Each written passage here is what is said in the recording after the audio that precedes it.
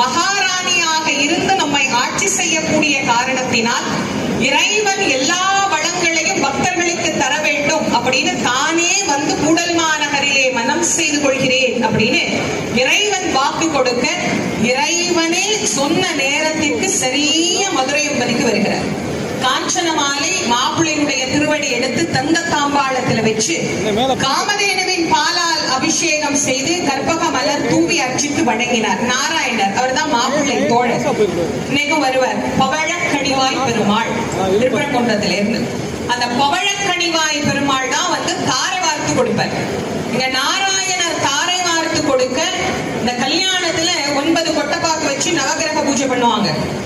மீனாட்சி சொக்கநாதர் கல்யாணத்துல 9 கொட்டப்பாக்கெல்லாம் கிடையாது. நவகிரகத்தையுமே கூப்பிட்டு உட்காந்து வச்சு நவகிரகங்களுக்குமே பூஜை. எல்லாத்துக்கும் சாட்சியா பிள்ளையார் உட்கார்ந்து இருக்கிறார். பிள்ளைய சாட்சியா வச்சு கல்யாணம் பண்ண அப்பா அம்மா இவங்கதான்.